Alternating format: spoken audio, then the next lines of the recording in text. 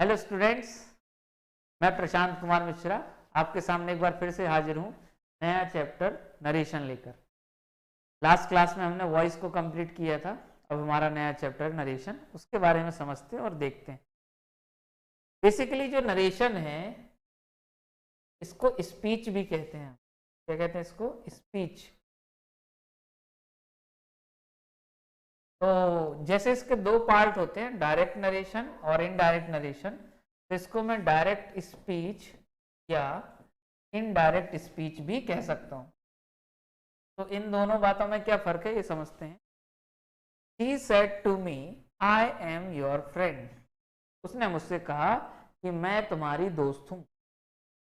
जब हम किसी की कही हुई बात को इन्वर्टेड कॉमा के अंदर इस प्रकार रिपोर्ट करते हैं तब हम कहते हैं कि हमारा नरेशन मतलब कही हुई बात किसमें है? डायरेक्ट नरेशन या direct speech.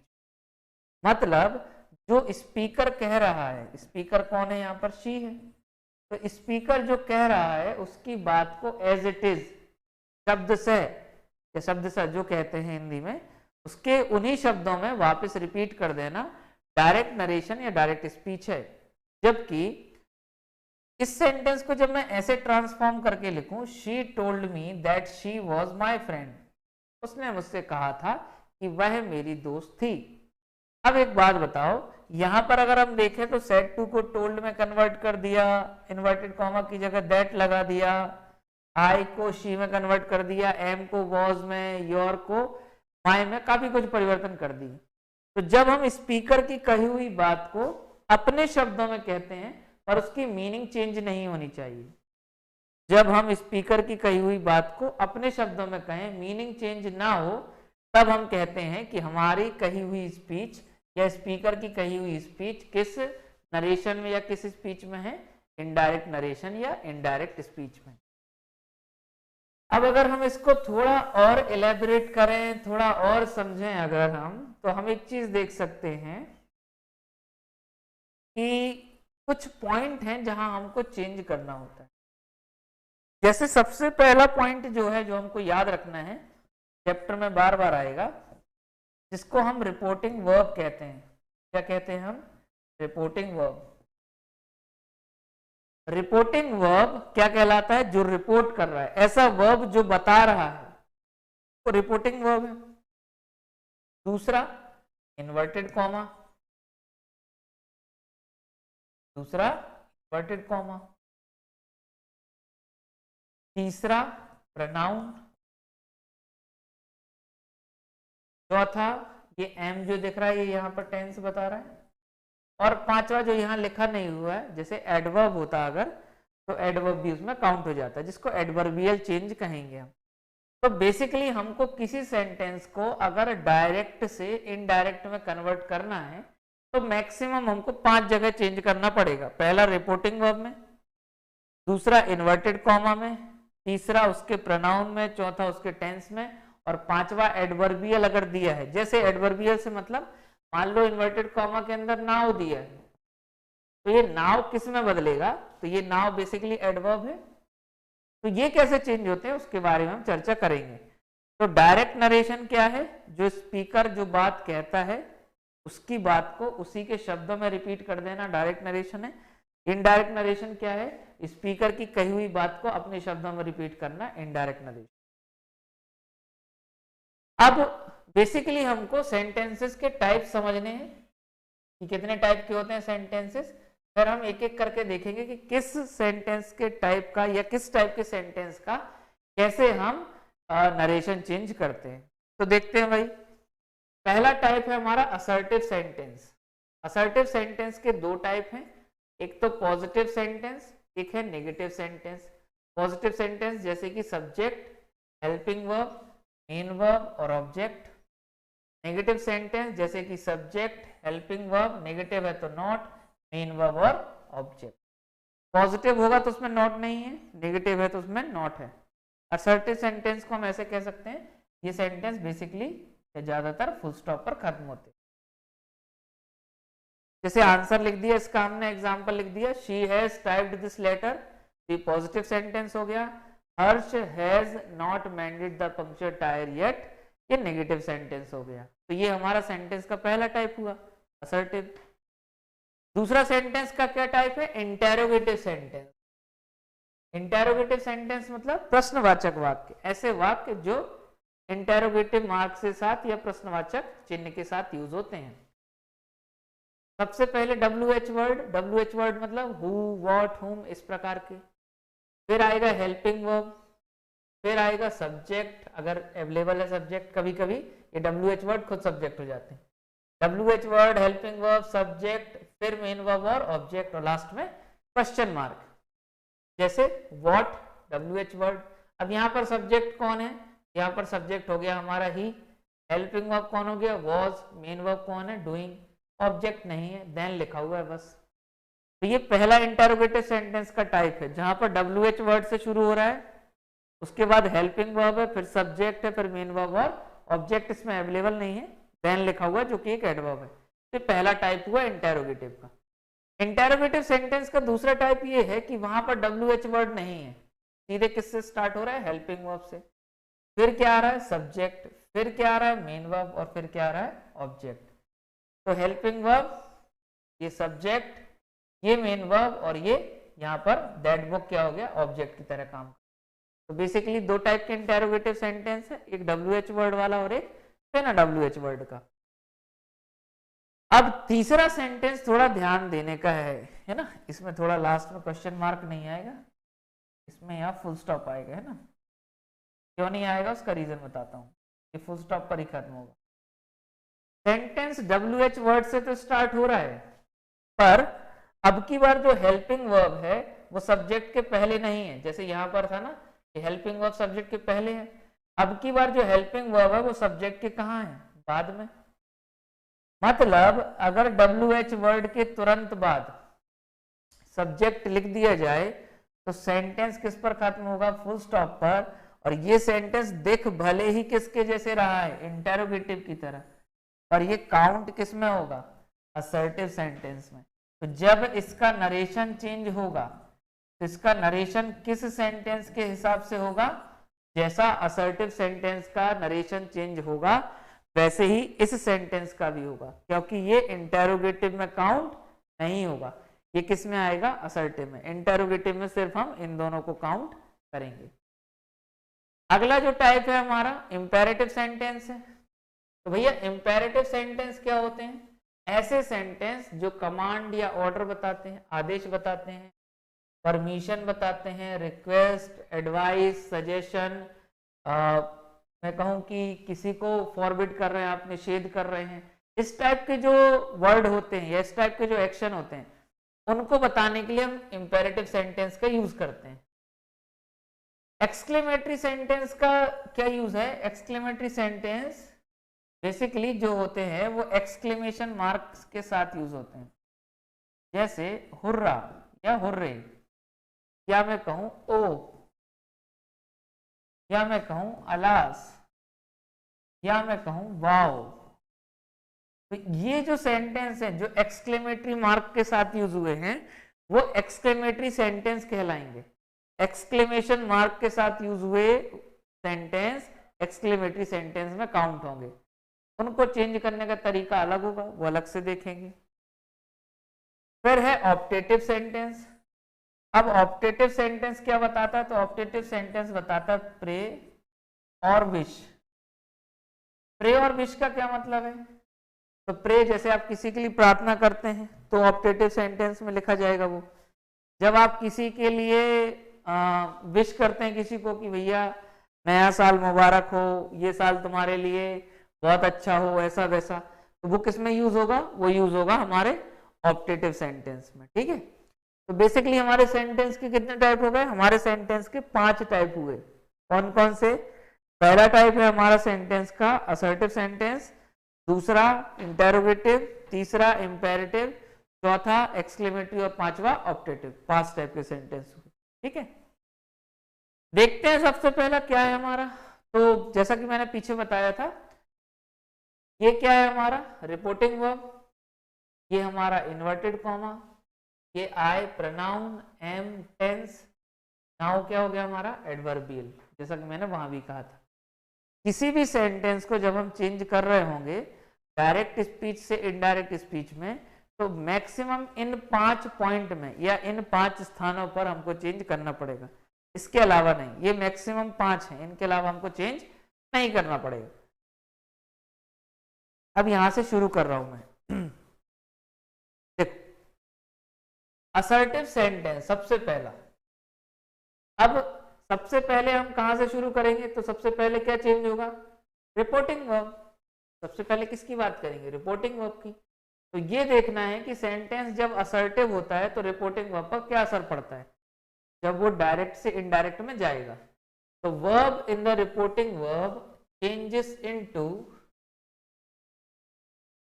Tell oblique told. जो वर्ब है रिपोर्टिंग वर्ब की वो टेल या टोल्ड में बदलती है if followed by an object, अगर उसके साथ ऑब्जेक्ट है। किसके साथ ऑब्जेक्ट है, मतलब रिपोर्टिंग वर्ब का अगर ऑब्जेक्ट है तो आप उसको टेल या टोल्ड में बदल दो। अगर रिपोर्टिंग वर्ब का ऑब्जेक्ट नहीं है तब आप क्या करोगे उसको, तब आप उसको अनलेस से सेज सेड रिटेन्ड, मतलब अगर इनका ऑब्जेक्ट होगा तो ही टेल या टोल्ड में जाएगा, अदरवाइज जैसे थे वो वैसे ही रखे रहने देंगे। जैसे he said to me, यहां मान लो आप इन्वर्टेड कॉमा के अंदर सेंटेंस लिखा भी है ना, तो ये जो said to है इसका ऑब्जेक्ट है, आंसर है, तो किस में बदल गया, टोल्ड में। says to का ऑब्जेक्ट है, आंसर है, तो किस में बदल गया, टेल्स में। अब यहाँ टेल्स लिखा हुआ है ऑलरेडी, है ना, ये लिखने में थोड़ी सी गड़बड़ हो गई इससे। अब जैसे मैंने लिखा सिर्फ she said, अब she said लिख रहा है वो सिर्फ, तो said को बदलेंगे क्या, नहीं, तो उसको कैसा लिख देंगे, she said। क्यों, क्योंकि यहां पर said का कोई या says का कोई ऑब्जेक्ट नहीं है, तो ये जैसे थे वैसे ही कॉपी हो जाएंगे।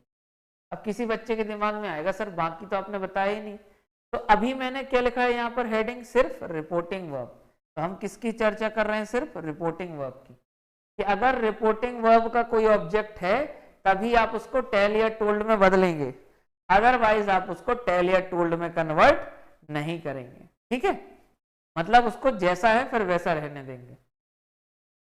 दूसरा चेंज कि भाई इन्वर्टेड कॉमा जो है वो कैसे बदलता है, तो in place of inverted commas we use that, कि इन्वर्टेड कॉमा के स्थान पर हम दैट का यूज करते हैं। किसका यूज करते हैं, दैट का। जैसे अगर सेंटेंस लिखा है शी सेड टू मी और यहाँ अंदर कुछ सेंटेंस लिखा है, हमको नहीं मतलब अभी ना, अब हमको पहले तो मतलब था रिपोर्टिंग वर्ब से, तो देख लिया हमने कि सेड टू का ऑब्जेक्ट है, किस में बदल जाएगा, टोल्ड में। इन्वर्टेड कॉमा किस में चेंज होता है, असर्टिव सेंटेंस में, दैट में हो जाता है सर। इन्वर्टेड कॉमा किस में बदलता है, दैट में, तो दैट में बदल दिया।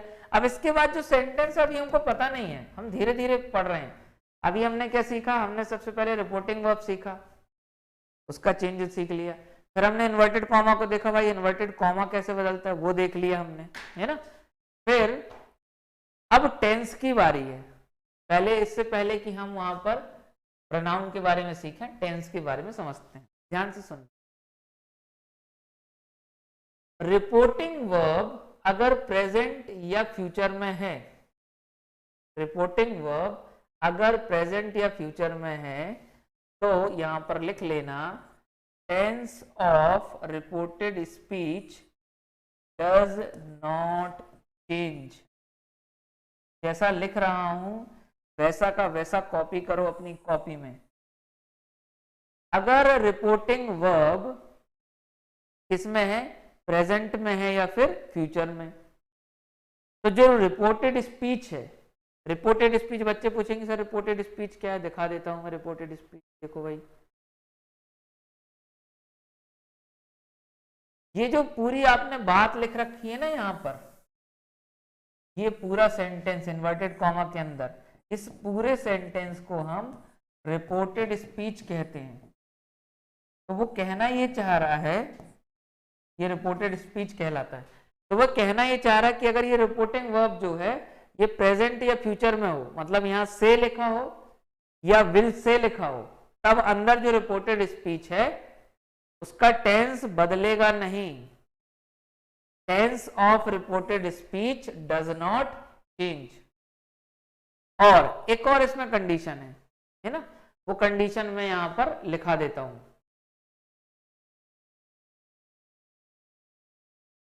यहां पर करेक्शन कर देता हूं मैं,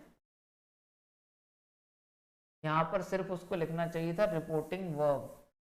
रिपोर्टिंग, अगर रिपोर्टिंग वर्ब पास्ट में होगी, यहां किस में थी, प्रेजेंट या फ्यूचर में, तो अंदर टेंस चेंज हो रहा था क्या, नहीं हो रहा था। अगर रिपोर्टिंग वर्ब पास्ट में होगी तो जो टेंस है उसमें चेंज होगा, टेंस चेंजेस। अब कैसे चेंज होता है वो आगे की कहानी है, आगे मैं सिखा रहा हूं अभी। अगर रिपोर्टिंग वर्ब प्रेजेंट या फ्यूचर में होगी तो रिपोर्टेड स्पीच का टेंस नहीं बदलेगा, पर अगर रिपोर्टिंग वर्ब पास्ट में होगी तब टेंस चेंज होगा। अब कैसे चेंज होगा ये देखने की बात है ना, उसको अभी हम समझते हैं। अब इस बात को जो मैंने यहां कही है और उससे रिलेटेड एक और पॉइंट है, उसको मैंने यहां डिटेल में लिखाया है, कुछ करेक्शन होगा तो मैं बताता चलूंगा, आप इसका स्क्रीनशॉट ले लेना अपने पास, और उम्मीद करता हूं कि आप नोट्स भी बना रहे होंगे। Tense of reported speech doesn't change if reported speech नहीं, reporting verb is in present or future. Tense of reported speech doesn't change. जो टेंस है रिपोर्टेड स्पीच का वो नहीं बदलता जब जो रिपोर्टिंग वर्ब है वो प्रेजेंट में हो या फ्यूचर में हो, एक सिचुएशन। दूसरी सिचुएशन क्या है कि tense of reported speech doesn't change, reported speech जो है उसका टेंस नहीं बदलता if reported speech is a universal truth. अगर इन्वर्टेड कॉमा के अंदर लिखी हुई बात कोई यूनिवर्सल ट्रुथ है, क्या है, कोई यूनिवर्सल ट्रुथ। यूनिवर्सल ट्रुथ मतलब जो हमेशा सत्य होती हो, तो वहां भी क्या चेंज होगा, क्या नहीं होगा। भाई सूरज पूर्व से उगता है तो आप ऐसा तो नहीं बोल दोगे कि टीचर ने कहा था कि सूरज पूर्व से उगता था, ऐसा नहीं होगा ना भाई। सूरज पूर्व से उगता तब भी था, अभी भी उगता है, तो हमेशा सत्य है। तो अगर रिपोर्टिंग वर्ब प्रेजेंट या फ्यूचर में होगी तब भी रिपोर्टेड स्पीच का टेंस नहीं बदलेगा। अगर रिपोर्टेड स्पीच मतलब इन्वर्टेड कॉमा के अंदर कोई ऐसी बात लिखी है जो हमेशा सत्य होती है, हमेशा सही है, किसी ने कही हुई है, कोई प्रवचन है, कोई बात है, किसी की सेइंग है, तो वहां पर उसका टेंस नहीं बदलेगा। Tense of reported speech changes only if the reporting verb is in past.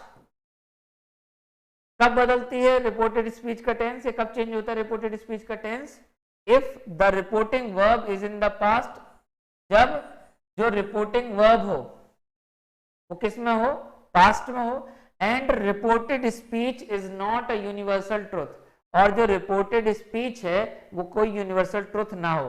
मतलब अंदर टेंस में चेंज हमने तभी करना है जब एक तो पास्ट में लिखा हो रिपोर्टिंग वर्ब, दूसरा इन्वर्टेड कॉमा के अंदर जो लिखा है वो यूनिवर्सल ट्रुथ नहीं है। ठीक है, अब कैसे टेंस बदलता है वो देखते हैं। प्रेजेंट इंडेफिनिट, जिसको हम V1 या V1 में S, ES, IES उससे समझते हैं, तो बेसिकली प्रेजेंट इंडेफिनिट किस में बदलता है, पास्ट इंडेफिनिट में, मतलब वर्ब का फर्स्ट फॉर्म वर्ब के सेकंड फॉर्म में। प्रेजेंट कंटिन्यूअस किस में बदल जाएगा, पास्ट कंटिन्यूअस में। मतलब इन्वर्टेड कॉमा के अंदर प्रेजेंट इंडेफिनिट है तो जब इन्वर्टेड कॉमा खुलेगा तो क्या होगा, पास्ट इंडेफिनिट। शर्तों को याद रखेंगे, कब बदलेंगे टेंस, टेंस तभी आप बदल सकते हैं जब वहां पर रिपोर्टिंग वर्ब पास्ट में हो और रिपोर्टेड स्पीच जो अंदर इन्वर्टेड कॉमा की लिखी हुई है वो कोई यूनिवर्सल ट्रुथ या सेइंग नहीं है। सेइंग मतलब जैसे कोई व्यक्ति कोई बात कह देता है वैसा। तो प्रेजेंट इंडेफिनिट किस में बदलेगा, पास्ट इंडेफिनिट में, प्रेजेंट कंटिन्यूअस पास्ट कंटिन्यूअस में, प्रेजेंट परफेक्ट पास्ट परफेक्ट में, present perfect continuous past perfect continuous में। ये स्ट्रक्चर इसलिए लिख रखे हैं सिर्फ कि आपको स्ट्रक्चर याद हो जाए। कई ऐसे बच्चे हैं जिनको अभी भी स्ट्रक्चर याद नहीं है और वो बार बार परेशान होते हैं और मेरे को परेशान भी करते हैं। तो प्रेजेंट परफेक्ट कंटिन्यूअस केस में बदल जाएगा पास्ट परफेक्ट कंटिन्यूअस में, पास्ट इंडेफिनिट पास्ट परफेक्ट में, past continuous past perfect continuous में। कहने का मतलब जितना प्रेजेंट का है, इंडेफिनिट हो, कंटिन्यूअस हो, परफेक्ट कंटिन्यूअस हो, सब किस में बदल जाएगा? पास्ट में। पास्ट इंडेफिनिट बदलेगा क्या? हाँ, किस में बदलेगा? पास्ट परफेक्ट में। पास्ट परफेक्ट कंटिन्यूअस बदलेगा क्या? हाँ, बदलेगा किस में? पास्ट परफेक्ट कंटिन्यूअस में।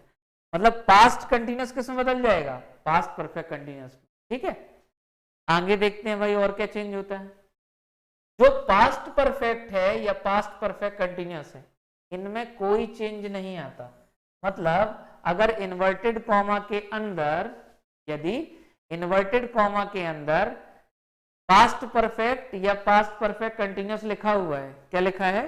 पास्ट परफेक्ट या पास्ट परफेक्ट कंटिन्यूअस, तब वहां कोई चेंज नहीं आएगा। मतलब अगर हमने इन्वर्टेड कॉमा के अंदर लिख दिया कि आई, या आई नहीं लिख लेते और हाँ कुछ भी लिख सकते हैं, I had completed the work, तो जब इसका हम इनडायरेक्ट नरेशन या इनडायरेक्ट स्पीच बनाएंगे तो हैड कंप्लीटेड जो है, हैड कंप्लीटेड ही रहेगा, क्योंकि वो एक्सट्रीम पास्ट है, इससे पास्ट कुछ नहीं होता। विल और शैल किस में बदल जाएंगे? वुड में। तो किसी के मन में ये आएगा कि सर आपने फ्यूचर का तो बताया ही नहीं। तो फ्यूचर के हर टेंस में देखो आप विल और शैल का यूज होता है, ज्यादातर विल का यूज होता है। तो विल को हम किस में कन्वर्ट करेंगे? वुड में, बस। और बाकी सब सेम रहने दो और आपको वहां चेंज करने की जरूरत नहीं है। मे किस में कन्वर्ट होगा? माइट में। कैन किस में कन्वर्ट होगा? कुड में। हैज टू या हैव टू? हैड टू में। हैड टू किस में कन्वर्ट होगा? हैड टू में। अगर हैज टू या हैव टू है तो हैड टू, और अगर एक बार हैड टू है तो ये कन्वर्ट किस में होगा?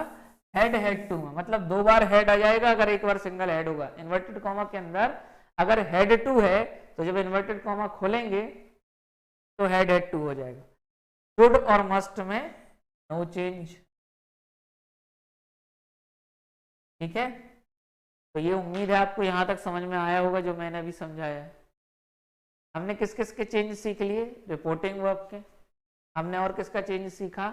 इन्वर्टेड कॉमा का। हमने चेंज सीख लिया टेंस का। असर्टिव सेंटेंस पढ़ा रहा हूं मैं अभी। सेंटेंस का कौन सा टाइप चल रहा है अभी? असर्टिव। असर्टिव सेंटेंस के लिए सीख रहे हैं। अगला, अगर हम चौथा चेंज देखें तो चौथा चेंज होगा प्रोनाउन में।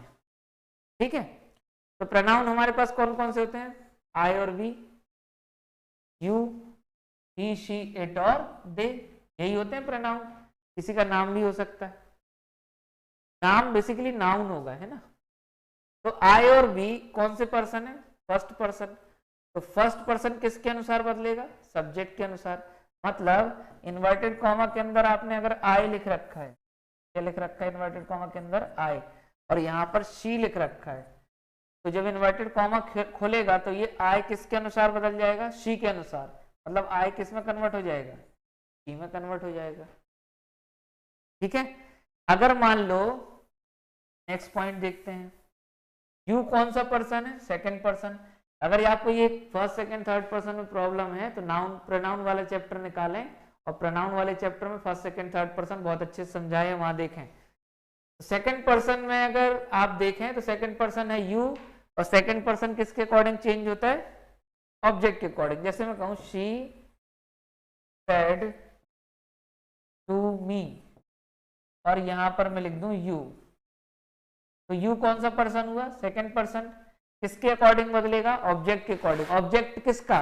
रिपोर्टिंग वर्ब का ऑब्जेक्ट। और रिपोर्टिंग वर्ब का ऑब्जेक्ट यहां पर क्या है? मी। मी कहां से बना है? आई से। तो यू किस में कन्वर्ट हो जाएगा? यहां जब इन्वर्टेड कॉमा खोलेगा तो आई में। मतलब फर्स्ट पर्सन बदलता है सब्जेक्ट के अकॉर्डिंग, सेकंड पर्सन बदलता है ऑब्जेक्ट के अकॉर्डिंग, तो फिर थर्ड पर्सन, तो थर्ड पर्सन में नो चेंज। मतलब ही, शी, इट, नेम या दे, अगर इन्वर्टेड कॉमा के अंदर ये लिखे हुए हैं तो आप इनको बदलने की आपको जरूरत नहीं है। ठीक है, चलो भाई आगे। एडवर्बियल है कुछ, एडवर्बियल देखते हैं भाई क्या क्या है। एडवर्बियल जो टाइम से रिलेटेड है, प्लेस से रिलेटेड है, इस प्रकार के जो हैं, जैसे टाइम से रिलेटेड है टुडे, तो टुडे किस में बदल जाएगा, दैट डे में। टुनाइट में किस में बदल जाएगी, दैट नाइट में। Yesterday the previous day. अच्छा, इसी में अगर मैं लास्ट नाइट लिख दूं तो लास्ट नाइट मतलब पिछली रात, तो यहां पर क्या हो जाएगा, the previous night, the previous night. ठीक है, फिर टुमारो, टुमारो किस में बदल जाएगा, the following day. Next year किस में बदल जाएगा, the following year. Next month किस में बदल जाएगा, the following month. Next week किस में बदल जाएगा, द फॉलोइंग वीक। टुमारो किस में बदलेगा, the following day. Next year the following year. Next month the following month. Next week the following week. ठीक है,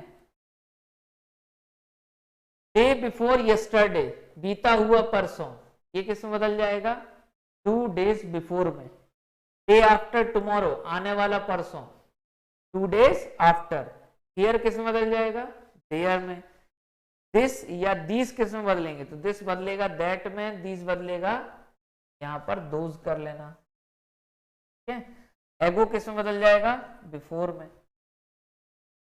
तो ये देखो आप, नाउ, देन में, today, that day, tonight, that night, yesterday या last night, the previous day या previous night, tomorrow, next year, next month, next week, उनका भी आप देख सकते हो कैसे बदल रहे हैं, वो कैसे चेंज हो रहे हैं, है ना। इनका आपने देखा, इनका कैसे चेंज होता है कि बीता हुआ परसों कैसे लिखेंगे उसको, 2 days बिफोर। अब कोई कहेगा सर कि अगर मैं ऐसा बोलूं कि उसके एक दिन और पहले, तो यहां पर क्या लिख दोगे आप, 2 days बिफोर यस्टरडे, और यहां पर क्या हो जाएगा, 3 days बिफोर। अगर मैं यहाँ पर कहूं 3 days बिफोर यस्टरडे, ये कैसे बदल जाएगा, एक दिन बढ़ा दो इसमें, 4 days बिफोर। ठीक है, ऐसा। ये इसके कुछ एग्जाम्पल्स हैं जो मैंने यहाँ लिखे हुए हैं, करने की कोशिश करते हैं। एक बार आप इसको पॉज करके अपने एंड से बिना आंसर देखे सेंटेंस लिखो और चेंज करने की कोशिश करो। आंसर मैंने लिख रखे हैं, पर फिर भी आप अपने एंड से कोशिश करो कि आंसर सही है या नहीं। तो मैं उम्मीद करता हूँ आपने इसको पॉज करके अपने एंड पर सॉल्व किया होगा। अब मैं समझा रहा हूँ, अब आप समझिए।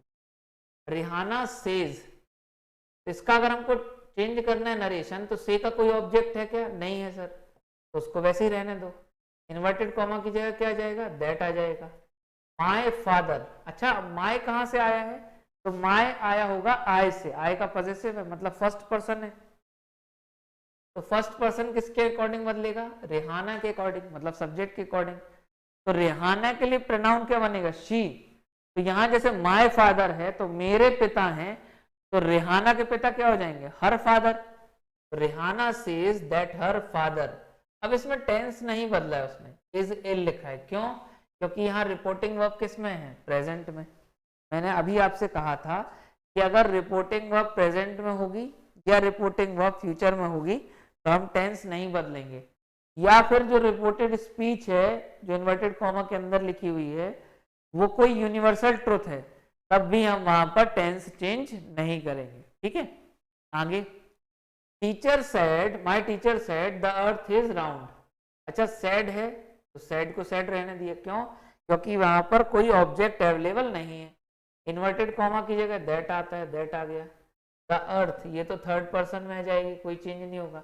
अभी भी टेंस का चेंज नहीं किया, क्यों नहीं किया चेंज, क्योंकि भाई पृथ्वी गोल है, सब जानते हैं, हालांकि थोड़ी सी चपटी है ना, ध्रुवों पर चपटी है और काफी उबड़ खाबड़ भी है, तो पर फिर भी क्योंकि हम ऐसा मानते हैं कि पृथ्वी गोल है, अर्थ इज राउंड, ये तो यूनिवर्सल ट्रुथ है, इसको आपको बदलने की जरूरत नहीं है।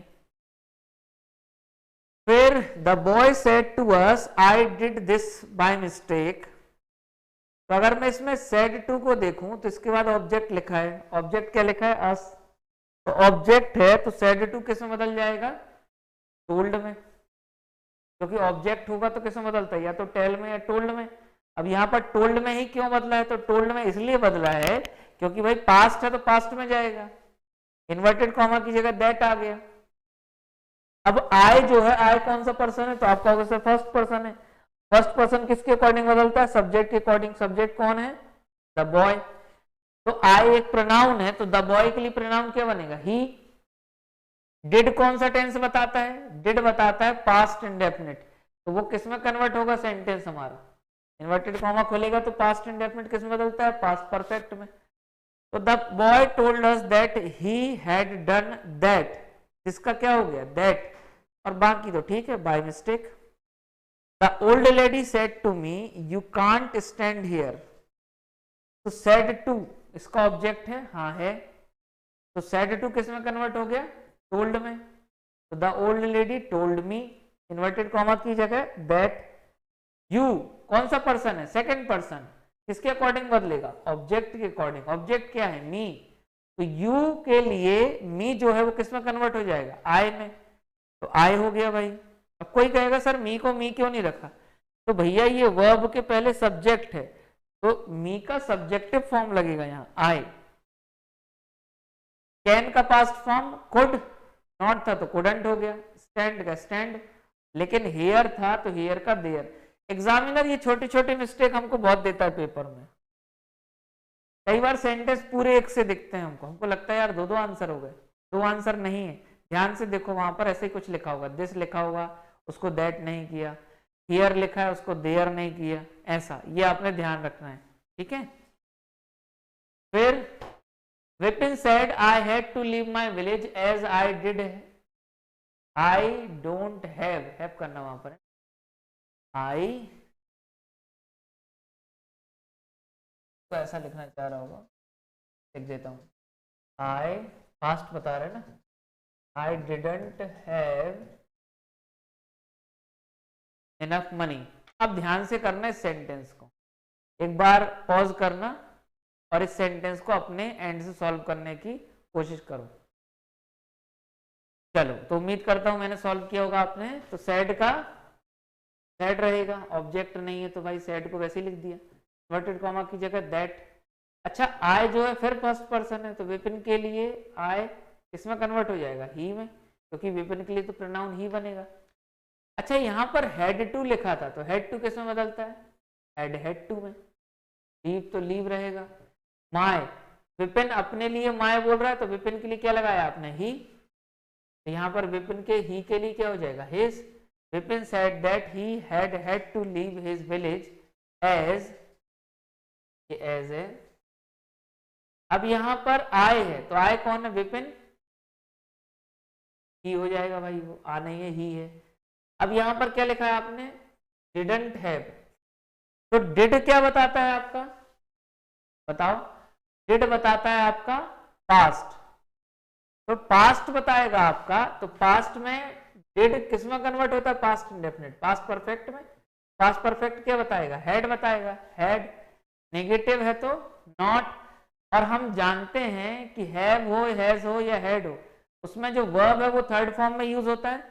डिड के साथ वर्ब फर्स्ट फॉर्म में लगाया आपने, हैव लगाया, लेकिन हैड के साथ जो हैड है या हैव है वो थर्ड फॉर्म में जब कन्वर्ट होगा तो हैड हो जाएगा। तो सेंटेंस क्या होगा, he Vipin said that he had to leave his village as he had not had enough money. अब किसी बच्चे को लेगा सर दो दो हेड लगा दिया आपने, भैया एक हेड है हेल्पिंग वर्ब और दूसरा हेड है हमारा मेन वर्ब। मतलब एक तो हेड बता रहा है परफेक्ट के लिए हेल्पिंग वर्ब, और एक हेड बता रहा है कि उसके पास नहीं थे। तो वो जो पास में होता है तो प्रेजेंट में, जैसे आपके मेरे पास मार्कर है तो मैं कैसे कहूंगा, आई हैव अ मार्कर, ये प्रेजेंट हो गया। अब पास्ट में बोलना हो तो कैसे बोलूंगा मैं, आई हैड अ मार्कर, मेरे पास मार्कर था। अब वहां पर डिड लिखा है, तो डिड बताता है पास्ट इंडेफिनिट, कन्वर्ट किस में होगा, पास्ट परफेक्ट में। तो ये पास्ट परफेक्ट में जब कन्वर्ट होगा तो कन्वर्ट होने के लिए पास्ट परफेक्ट में हेड है, नेगेटिव है तो नॉट है। और भैया जो होना है, आपके पास कोई चीज है तो वो भी तो वर्ब ही है, तो उसका थर्ड फॉर्म क्या बनेगा, हैव का हेड, और इनफ मनी तो इनफ मनी है।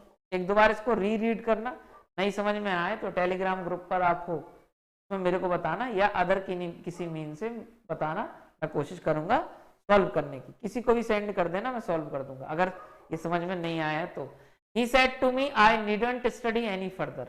अब ध्यान से सुनना, दैट टू का ऑब्जेक्ट है, हाँ सर है, लिख दिया। इन्वर्टेड कॉमा की जगह दैट लिख दिया, हाँ लिख दिया। अब यहाँ पर आई के लिए, आई कौन है, फर्स्ट पर्सन, तो ही के अकॉर्डिंग क्या हो जाएगा, यहाँ पर ही हो जाएगा, यहाँ पर क्या हो जाएगा, वो he told me that he. अब इसमें जो आप नीड देखोगे तो नीड के साथ लिखा है नॉट। अब याद करो जब मैंने मॉडल वर्ब पढ़ाए हैं तब मैंने सिखाया है कि अगर सेंटेंस नेगेटिव है तो ये नीड क्या हो जाएगा, हमारा हेल्पिंग वर्ब। और जब नीड हेल्पिंग वर्ब होता है, ना तो नीड का कोई पास्ट फॉर्म बना सकते हो आप, ना उसमें एस लगा सकते हो, मतलब ना इसको नीडेड लिख सकते हो, ना इसको क्या लिख सकते हो आप यहाँ पर नीड्स। तो अब इसका जब हमने चेंज किया तो हम इसको कर क्या सकते हैं कि जैसे सेंटेंस में नीड तो नहीं बदलेगा, क्योंकि नीड जब हेल्पिंग वर्ब की तरह यूज होता है तो उसका पास्ट फॉर्म नहीं होता।